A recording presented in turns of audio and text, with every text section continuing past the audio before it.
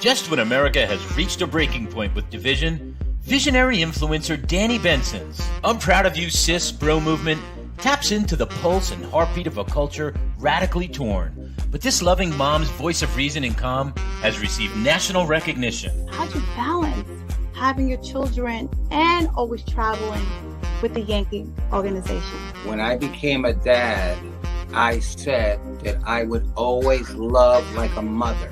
I feel like I have to try certain things or act a different way because I know some people or some kids.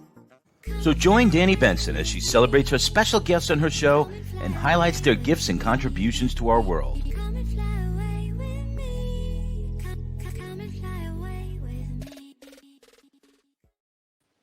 Hi, everyone. My name is Danni Benson, and I am the host of I'm Proud of You Sis. Thank you for joining me on this wonderful Wednesday. Please like, share, follow, and comment. I'm hoping everyone is having a terrific day. I have a great guest on the show. She is a digital creator, producer, just in time for Black History Month. I mean, I'm excited because her parents and my parents come from the same place too. We're both Haitian Americans. I want to introduce Tricia Messeroux because we have so much to talk about that I just want to get right down into it. So welcome, everyone. Tricia Messeroux on I'm Proud of You Sis. Hi. How are you? How are you today? I'm good, thank you. First of all, it is an honor for you to be here. I'm so impressed. My heart is so smitten about all the stuff that you have done and accomplished. My parents would be so proud to, they put so much into us. So to see all the stuff that you have done, and by the way, you were this amazing photographer too. I love your work. First of all, I just want to know, how did you get here? Like, in the Haitian culture, we have this taboo. You only could be a doctor, lawyer, engineer, nurse. You know how our parents want us to get these jobs that they know that we're going to be okay for the next 50 years. Right. So how did you get into this space without your family saying, "What are you doing?" That's a very interesting question. So it's my mom was super awesome because growing up, with Haitian parents, obviously it was just that. It was, you have to be a doctor, a lawyer, work a 9 to 5, do something, what have you, make sure you have a steady paycheck, that whole thing. And going to college, I just had this creative bug. I've always been creative, just drawing everything as a child, growing up. But then when I got to college, I just knew I needed a camera in my hand. I needed to shoot things. I needed to video, photography, you name it. But really, really, video was my passion originally. And I asked my mom, and I said, "Listen, I really want to just be creative. I want to make movies. I want to do, all types of creative stuff." Interestingly enough, this traditional Haitian mom that I have didn't push back. She knew, she knows her child. She can't force you to do something you don't want to do. She just basically said, "Listen, if you're going to do this, you make sure it's big. You make sure you do it and you win." So, didn't have a lot going on as far as like finances, we struggled, growing up. But she made it happen, and she bought me a camera. And back then it was like one of those big cameras that you put on your shoulder, like a newscaster. So yes, the camcorder. With the VHS. With the VHS tape. Yes. With the VHS tape. Yes. So I would carry that big thing on my shoulder everywhere. And and I would shoot just everything. So that's how it really got started. She accepted it, and she just believed in me and prayed hard and just knew something was going to happen. And it did. Well, you know what? It always starts with the support of your parent, because what happens is when you're little, if you do have these talents, some parents say they don't care, you going this way, But there's some parents that say, you know what, if this is what you want to do, I'm going to support it to see where it goes. Yes. So Yes. I'm so happy that your mom did that, because I talk to people and they say you can find talents in children very early if you really pay attention. Yeah. And what you do is you try to foster it instead of saying, no, you're not going to do that, because what happens is they end up doing that anyway, right, regardless if you supported them or not. So, hey to mom. Hey to mom. It's one of those things where it's like, okay, so you're in, and I think what she was thinking. So she's like, okay, I'm in America. There's all these opportunities, so it's different from where she, grew up in Haiti. There's all these opportunities, and she watches the TV shows and she watches whatever. So she understands that there's something out there, So of course, and she didn't argue me. She go, okay, Tricia, okay, fine. Okay, you want camera? Fine. And then she just got not festa. Okay, not festa. Not fair. Exactly. Okay. Oh my God. God bless your mom. Okay, so when you went to college, did you take, television? Did you take production? Yes. So I studied, I went to Hofstra University in New York. I studied, great school. A lot of people don't know that their film department is like one of the best. It's amazing. So while it's not, NYU, film and New York Film Academy, it is amazing. So I literally lived in the building, in the communications building, because I was there 24/7. So I studied TV and film production. And my minor was marketing advertising. And then I ended up after graduation, just getting into advertising agencies. So we started doing commercials and such. So yeah. Oh, so when you're doing commercials, were you doing like the advertising aspect first, and then it led you back to behind the camera, or you were doing both, or you did the camera production first? So it's interesting because I got into advertising, but not in the right department that I should have been in. So it's one of those things where, because I'm from Boston, so I either have to go back to Boston after graduation and get a job, or stay in New York and figure things out on my own. So I needed a job in New York so I can figure things out. So I ended up in advertising, but I was in literally, I started off in accounting. Okay. But you got in. I got it. I started off in accounting, and I was horrendous at it. I mean, so bad that I got fired. I literally got fired. They were just like, yeah. Oh no, I got fired. I was like, 1 + 1 is 7, right? No, I got so fired. They were just like, oh, I had to like get these receipts and all this. I don't know. It was a mess, and I was a mess.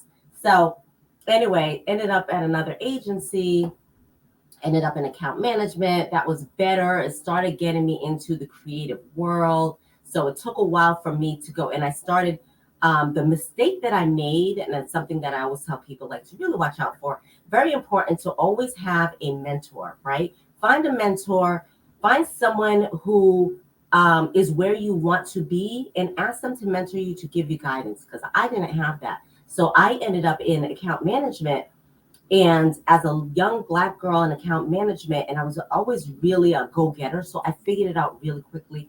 I knew what I had to do. I figured out how to do it and do it fast. So before I was even 30, I was like senior vice president. I was making oodles of money, traveling the world. I mean, it was just like, it was a life. So I was just like, oh, this is great. I'm killing it. And everyone's in your head like, you're so this, oh my God, you're so that. And it gets in your head about all the things that you've accomplished, the title and the money and the this and the that, but like slowly dying inside, because this is not where what you were made to do. So literally slowly dying inside, because I was not supposed to be in advertising and account management and what have you. Making the money is great, but my creative abilities and my creative drive was suffering. And so I really needed to find a way to be fulfilled in that area, and which means I had to literally make drastic changes. And quit everything. Like quit the beautiful 6-figure salary, everything. That takes courage, because a Courage lot and faith. of people get stuck versus doing their passion Mm-hmm. versus the money. Yeah. Because they know if they have to start all over again, they have to. It's like starting like as if you just graduated college. Right. Like brand new baby. Yeah. Brand new baby, like Yeah. brand new baby steps, starting from the bottom. Yeah. And trying to rise to the top again. Yeah. I know people who will just stay where they are, even though they're not doing their passion, they're not happy, because they won't allow themselves to drop down again and start going up. Yep. But I always tell them, you only have one life to live. This is the That's time it. to do it. That's it. This is the time to do it. But you know what? You know what's so cool that you did it? Because look at the other side of fear. Right. Do you know what I mean? Like you had to lose everything. Not lose everything, but that 6-figure cushion. Oh my God, that's a lot to lose. It's a lot to lose. It's a lot to lose. And it's just it's a lifestyle. It's a thing. But especially when you're in the city. Yeah, especially when you're in the city. You know, lifestyle in the city, like, oh my God. Everything's good. Everything's good. I mean, you're the it girl. You're the whatever. Yeah. And then, I would just literally be going into work and have like panic attacks. You know what I mean? Like I would literally like have anxiety. So depression was kicking. I was like, this can't be my life. It's great, but it's not great at the same time. And then I would see other people who were supposed to be me. You know what I mean? And that part. What do you mean? Like the person that you envisioned, or the person that you should have been? Yes. Oh. So I would see other female directors and female photographers, Black female, that they're making these movies and they're doing all this stuff, and I'm sitting here like, whoa, like wake up, like wake up. And I was just like, this is not my narrative. So I had to change the narrative completely and just do things completely different. So then what happened from that point? So from that point, I ended up quitting my job. So okay. I ended up quitting my job. And just starting from scratch, freelancing for a while, freelancing at, in advertising while shooting photography. So I started doing photography on the side while I was in advertising. And then that became bigger and bigger and got more clients, and it became a thing. I did not study photography in school. So you didn't? No, I did not. In TV production? No, photography wasn't part of it. No, photography wasn't part of it. They're very completely different. Like everybody, very different. But I pride myself in graduating from YouTube University. Oh. And I was an A student at YouTube University. Taught myself photography. Let me tell you, tell people out there that for the people who can't afford college, go right on the palm of your hand on your phone. And if you're really dedicated, there's tons and tons of videos, and people are willing to teach you how to do whatever you want to do. The resources are out there. In this day and age, the digital world is for you. It's and 90% of it is free. So if you're not really taking advantage of it, you're missing huge opportunities that you may regret one day. So that's exactly what happened. Like I jumped right in, got myself a camera, started shooting, made a lot of mistakes, fixed them, studied, got to take it off auto, you know what I mean? And just really understand. Put it on manual and learn the F12s and F this. All of it. Yes. All the technical stuff, the ISOs, the white balance of this, all the technical stuff, you learn it. It's all out there. So did that, started shooting, and then started getting. So what objects you started shooting first? Like what was like your first? Yeah, people. So my daughter, she was 3 years old at the time. I started shooting her a lot, right? So I started shooting her, and then and that's actually when Toddlewood came about too. So I started shooting her and family. I came up with an idea, and I was just like, oh, because I think somebody had mentioned to me, hey, your daughter, she's so cute. She looks a little bit like a young Diana Ross, with the eyes and the hair and whatever. And I was like, oh, okay. And I, crazy person, thought about it, and I said, okay. I bought a wig. I got a little outfit. I mirrored her to look exactly like Diana Ross, a black and white picture of Diana Ross, shot it, did a side by side, and it hit me. I was like, I have an idea. And next thing you know, that idea turned into Toddlewood, and it flew from there. It just flew from there. So tell me, what is Toddlewood? So Toddlewood started off as a photography project. So toddlers in Hollywood. So I would recreate. I did it for like 10 years. I'd recreate toddlers to look like celebrities, iconic figures, role models, and what have you, right? And especially for the red carpet during the red carpet season, award season. So I did it for the Oscars, the Grammys, the Golden Globes. One thing led to another. I got a call. It's so funny because a girlfriend of mine called me and said, "Oh my God, I love what you're doing with Toddlewood." It was just like a regular thing I put on social media. And I was like, okay. She goes, I work for a newspaper. Can I just do an interview for you? And I was like, okay, whatever. I didn't know what the newspaper was. I was like, whatever. So we did the interview over the phone. I was like, you good? You got it? Okay, great. Bye. Next thing you know, she said, oh, it posted. I was like, that's nice. Next thing you know, I get a call. I get all these phone calls. I'm like, what is going on? Then I got a call from a producer from the Today Show.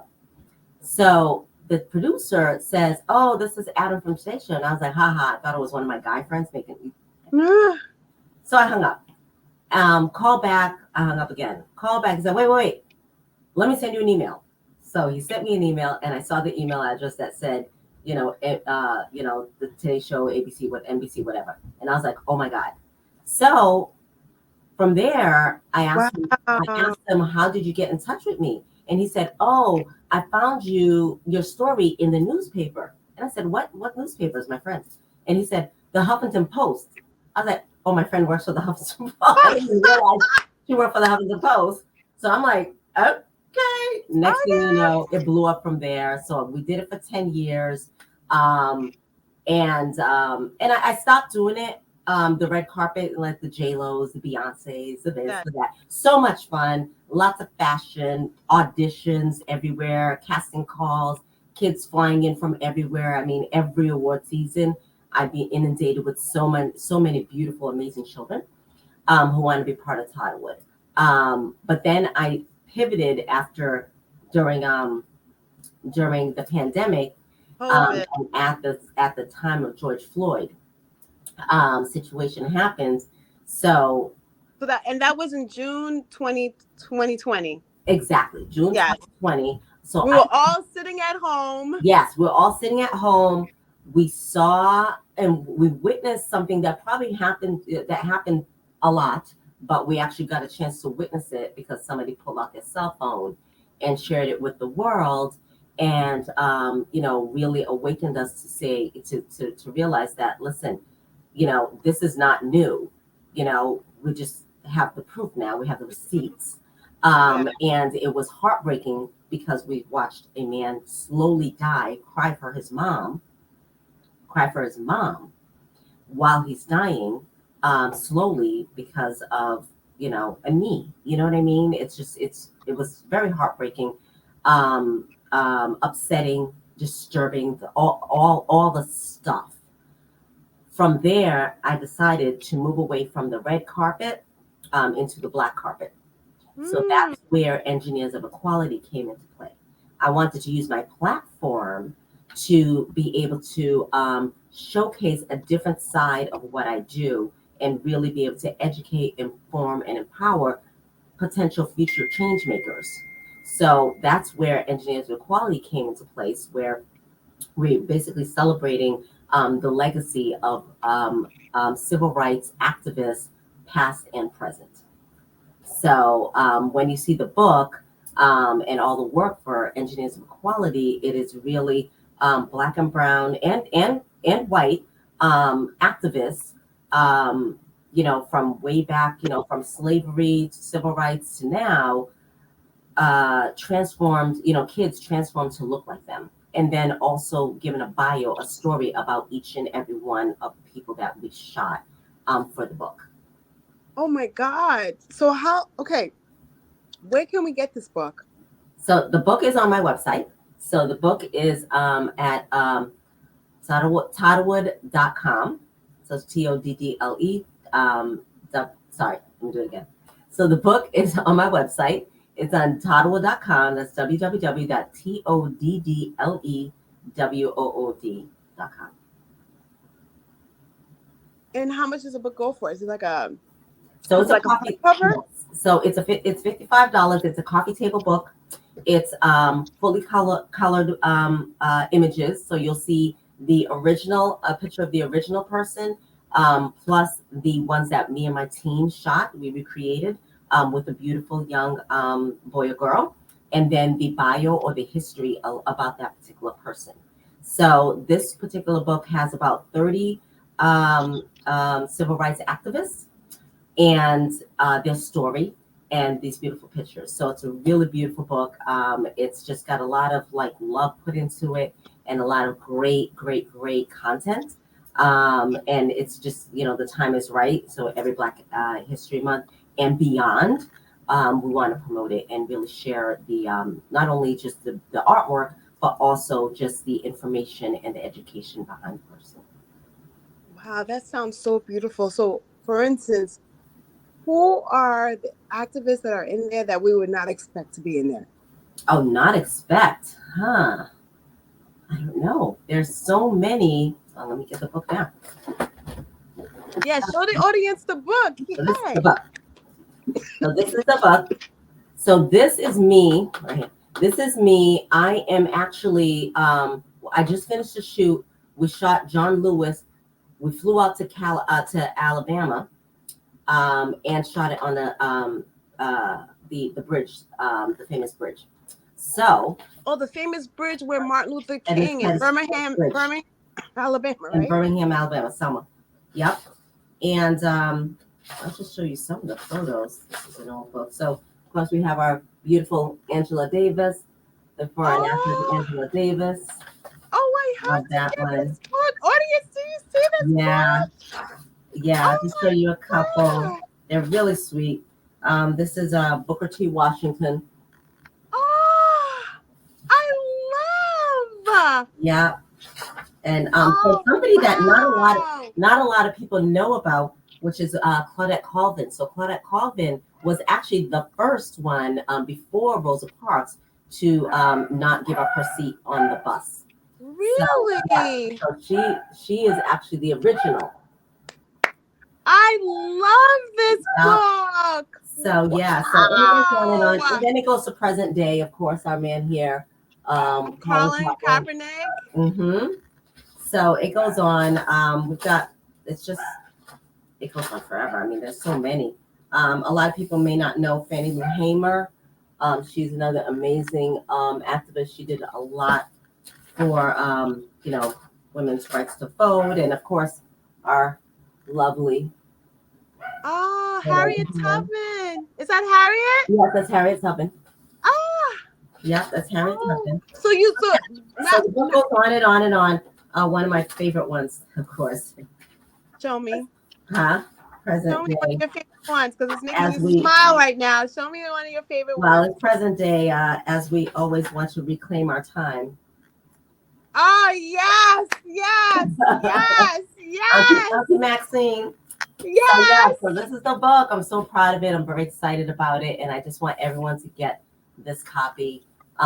It's got rich photography, lots of wonderful information about the individual, and it's just been great.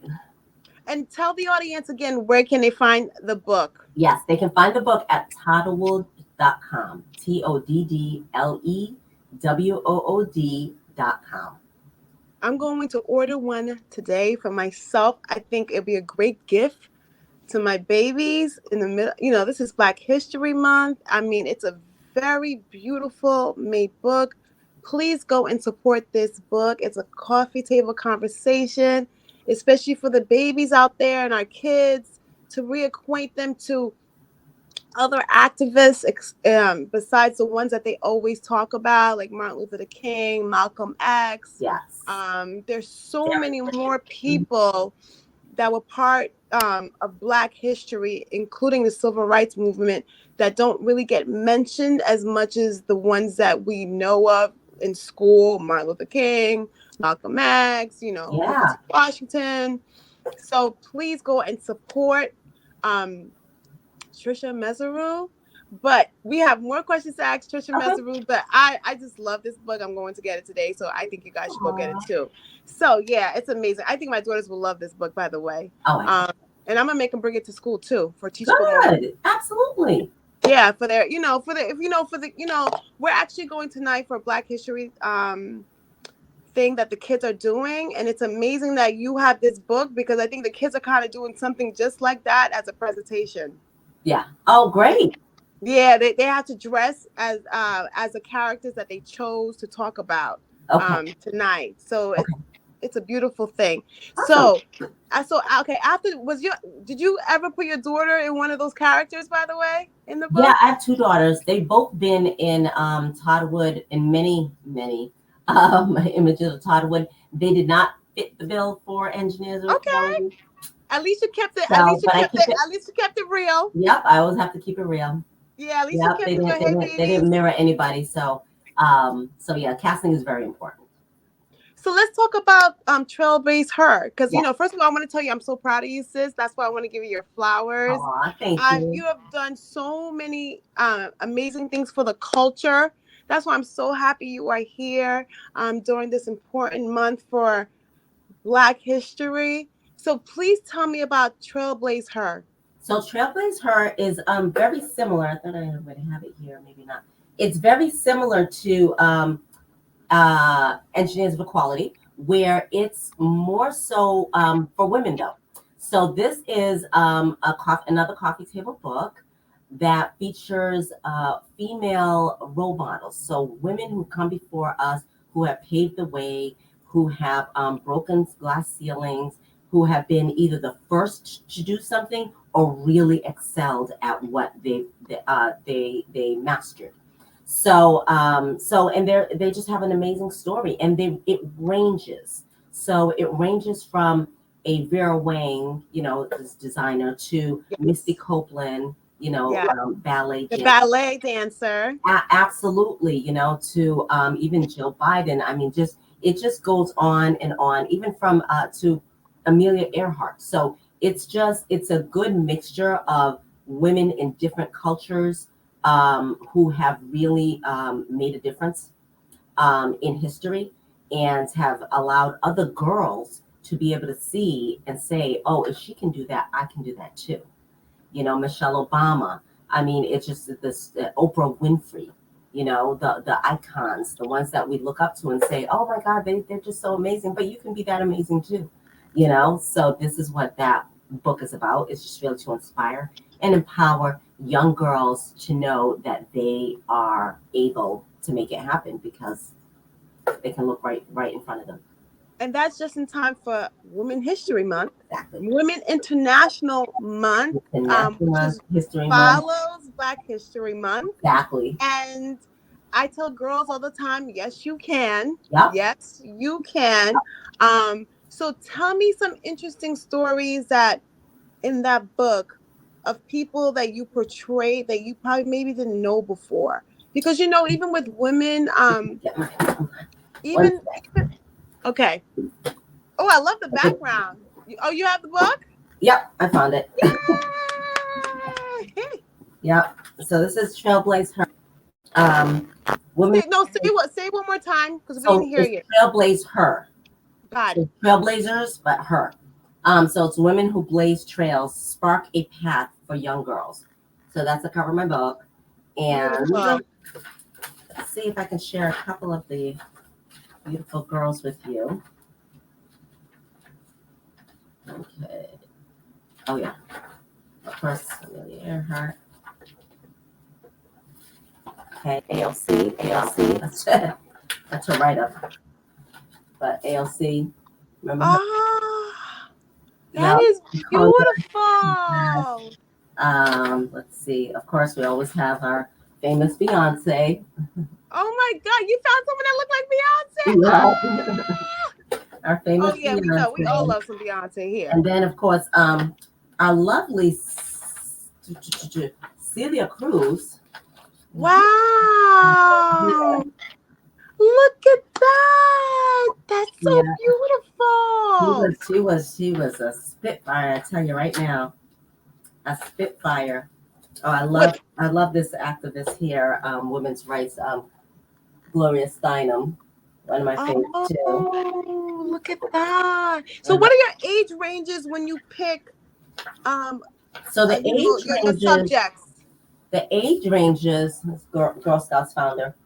So the age starts at really it has to start at an age where they can actually Listen, be able to follow direction and comprehend. So I usually like them young, but I can't have them too young because I need them to really like do what I need them to do. Yeah. So sometimes they'll be, I think the youngest might be 7, I want to say. I may have had younger, but very rarely. So I might start at 7 years old and go on to, usually for Toddlewood photography, try to cap it at 11. Definitely don't go into teens, but try to cap it at 11, 12 years old, depending on how young they look. I mean, everyone, please go. That is a nice coffee table book too, especially when I'm trying to inspire my girls. Even today, they're trying to do their homework, and I'm like, yes, you can. Like, mommy, it's getting harder. I said, I told you it's gonna get harder, girl. Yeah. You wanted to grow up so fast from 2nd to 4th and 5th. Now you're telling me it's getting harder. And I was like, yeah, it gets harder, but you really got to try your hardest. Yeah. You know what's interesting? They asked me, why do boys have it easier? I was like, they don't have it easier. I was like, get that out of your mind. Get it out of your mind. They don't have it easier. But getting them a book like this will show them that we all have trials and tribulations, but in having the belief of who you are, where you came from, and your abilities, you could definitely break that glass ceiling. Absolutely. Do you think in our day and time we'll one day see a woman president in the United States of America? Because the crazy thing is, in other countries, there have been women presidents before. Mm-hmm. Mm-hmm. Do you think?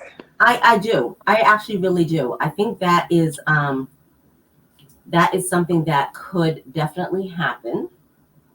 You think it will happen in our lifetime? Because no one ever assumed there would be a Black president. That was that right alone was like probably the one that would, people would say would never happen, wasn't even thought of, something that could even be thought of or even said. But it happened, and it happened in our lifetime. And two term. Was.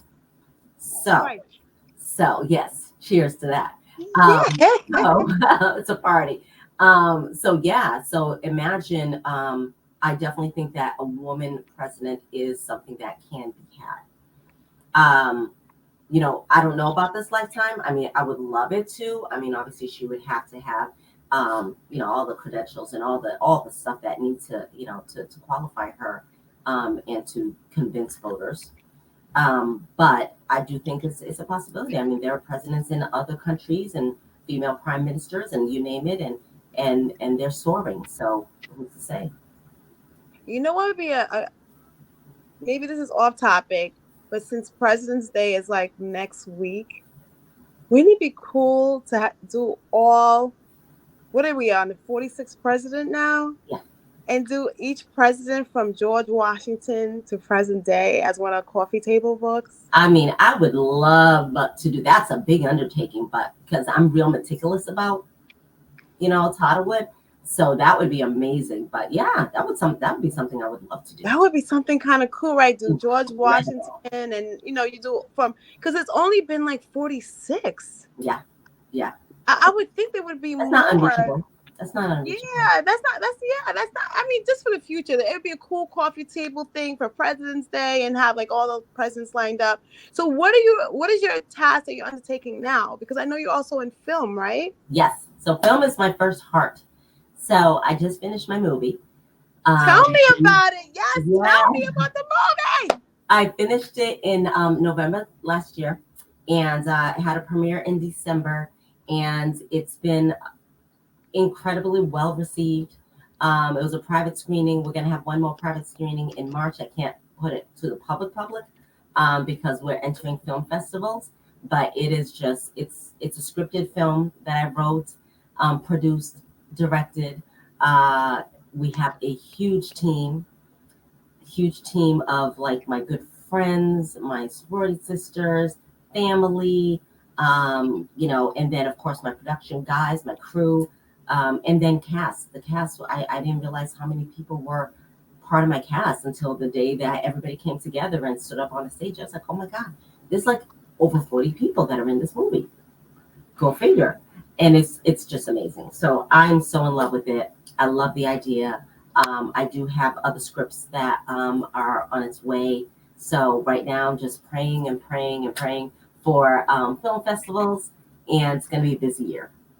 So let me ask you, can you tell us just a main idea of what this movie is about? Yeah, the trailer's already out. So the trailer, Okay. the trailer is available on the Toddlewood website as well. Okay, so everyone go to Toddlewood. Where Yeah. it was on Instagram. Yeah, YouTube. on Instagram as well. So Toddlewood, and then you'll be able to see the making of, but also the trailer, because it is a movie that is a family comedy, and it's got kids in it, and it's got adults. It's based in a New York City talent agency, so a high-powered entertainment agency that has really amazing talent. So from singers, dancers, actors, you name it. Now everybody wants to be part of this agency because they are the most successful agency out there, but nobody knows where it is. That if you get invited to come into the agency, that's the only way you know about where it is and who and all that stuff. So it's a well-kept secret, but except for the fact that Toddlewood, the agency, is super successful.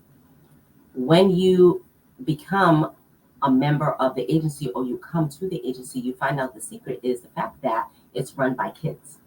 So the agency is run by kids between the age of 12 and 16. And these kids are literally three-piece suits, Chanel bags, the whole thing, running meetings, boardroom meetings, you name it. And then there's that juxtaposition as far as like the role reversal. And also there is the tension is that there's a disgruntled agent from another agency who finds out the secret, and his task, his mission is to take them down and expose them to the world. Oh, I love it. So it's a PG-13. Yes. Oh my God. Yes. So I heard the word comedy in there. So the kids are gonna be lots doing of comedy. Lots of comedy. Oh wow. So what festivals are you shopping the movie in right now? Oh, the list is long, but definitely ABFF,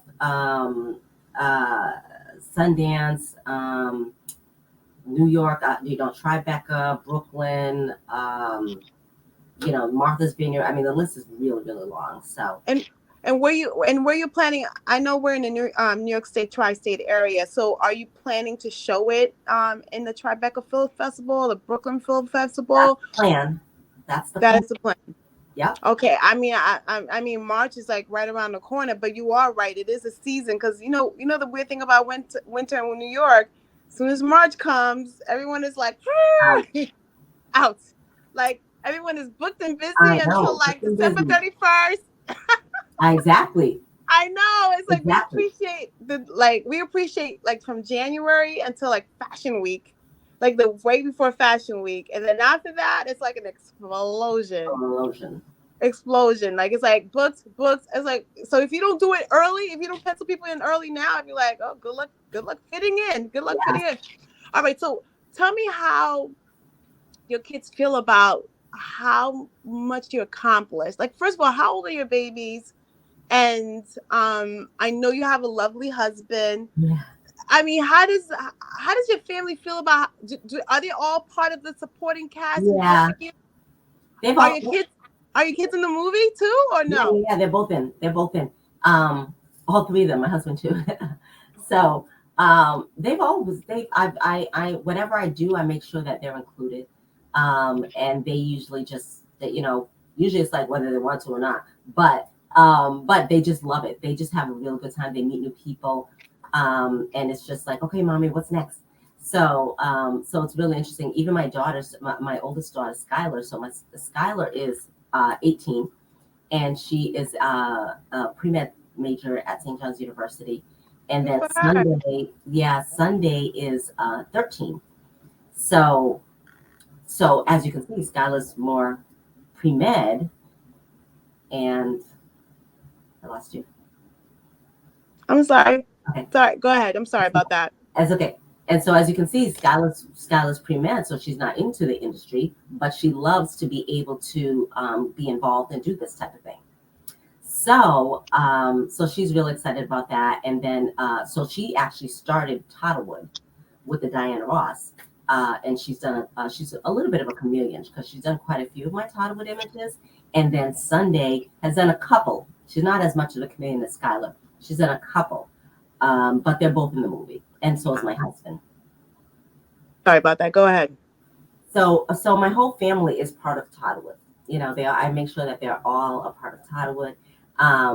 Because it's a family affair, we just have a good time working together and doing things. My oldest, who's 18, who's pre-med at St. John's University, and she's not in the industry because she's pre-med, but she loves doing things with the family. So we just have a good time. So she actually started Toddlewood with the Diana Ross. She's a bit of a chameleon, so she's done a couple of these images. And my daughter Sunday is 13. And Sunday has done a couple of Toddlewood images, not too many because she doesn't have that look necessarily, but she is the headliner, the main principal in the movie. So both my daughters are in the movie, and my husband is in the movie too. Wow. And what is how did you meet your husband? Like the dynamics of it. Did you meet him during how'd you meet him? Because I went in on your page. I see the love story. Yeah, we have a really good time. No, we met in college, actually. So we met in college sweetheart. He went to St. John's University. I went to Hofstra. It's about half hour away from each other. And we just hit it off, We're both in organizations, fraternity and sorority. And so we just had mutual friends and we met. And ever since then, we've just been together, So, and just kept everything light and fun, have a lot of fun. Is that the secret to having a lasting marriage? Yeah, for us anyway, it's being silly and laughing, being very respectful, and forgiving super easy, and just like I said, just really having a good time because life is way too short. We've seen that, so you can't take things too seriously, and you have to be able to just find joy in life and in each other. No, you are so right about that because, this show is airing tonight. So, next week will be Valentine's Day. So what advice do you give to couples out there? Because it's been rough compared to when we were dating and married and stuff. It's a different time. So what do you tell your daughters? Yeah, well, my daughters, they're my 13, she's she's not. Yeah, but like women, for relationships, I always say, especially for young girls, I would say, find someone who can love you unconditionally and who just wants to make you smile. So if that's the purpose, is just really being able to make you smile and checking up on you and is looking at you when you're not looking, you know what I mean? You could feel them staring. It's like, okay, I see you staring. You know what my Haitian mother used to tell me? Find a man who loves you more, a little bit more than you love them. Yeah. Like the man has to love you a little bit more because he says, as women, we're already nurturing and loving anyway. Yeah, it's natural. But it's a natural thing. Mm-hmm. But if a man loves you a little bit more. Yeah, I've heard that too. Then you're golden. You're golden. Yeah, I've heard that too. And the other thing, which is really important for me, is a man who, first and foremost, loves God. Because without God, you're not. I just don't think you're going to make it genuinely. You know what I mean? And that's the only way that we're able to be able to get through things and understand what unconditional love is about, what compromise is about, and what joy is about. It's just because we just love God and just have respect and honor and put Him first, and that's what's super important. Yes, if God is your center in your relationship, I tell people all the time, if God is your glue, you're compared to everything that's going on in this world right now, because it gets so crazy and stuff. But one thing that we know about God is He hasn't changed. Yeah. He hasn't changed. So there's no really chaos in God, right? Right. So if he is the center of your relationship, then you have a better chance of surviving the highs and the lows together because God is constant than not having, and that is just my opinion, not everyone's opinion, but not having a center where when everything outside, it's like a hurricane, when everything outside is like wild, there's the core that just stays where it's That's supposed to stays. be. Yep. That's exactly right. And then in any relationships, you need a center Yeah. because everything around you might be going crazy, but then you can always go to God, You can always get comfort, leadership, and direction. Yep. So that is definitely great advice, especially in this day and age when our kids are seeing so much more than we've seen Yeah. growing up, and things could be so confusing sometimes. Definitely, I understand why, if you are trying to find someone who you love, make sure that, God is the center because God will be the glue that keeps you together. That's right. I want to say I'm so proud of you, sis. I want to give you your flowers. I've heard so many great things about this film. I cannot wait to actually see it. I've been hearing about this film now for over a year now, so I am so excited for you. I'm so happy for you. Thank you. And I love the kids. I love the kids concept because if people know me about the show, I'm always talking about my kids, my 10-year-old kids. I'm always talking about my kids. But you know what I love about you is you are a mom, you are a wife, you are a go-getter, and you are in a creative space and using what technology has provided us with the little VHS, remember? Little VHS is now like a cell phone. It's like it's a cell phone. Crazy. So one more time, please let everyone know your handles so they can find you, because I know people are going to be excited about looking for this movie one day, or just trying to follow you. So when it does come out, yes, it will come out. We're going to put this out there right now because we're going to manifest that. They'll be able to say, hey, we were a part of this journey with her. So please let everybody know your handles. Yes. So my Instagram handle is Toddlewood. Instagram is Toddlewood Pages. That's where you can find information about the book. And then at Toddlewood is my other one. And go to the website, which is toddlewood.com. So it's TODDLEWOOD. I want to say thank you so much for joining. I'm proud of you, sis. I cannot wait. The film festivals, it's coming, but I know you're going to get your recognition through this movie, because I know how hard you've been working on this for the past year to see your vision. Let me just ask you one more question. Do you have other movies lined up that you can't wait to start production on and just start? Do you have other ideas that are coming along after this? For other movies? Yes. Yes, I do. I have a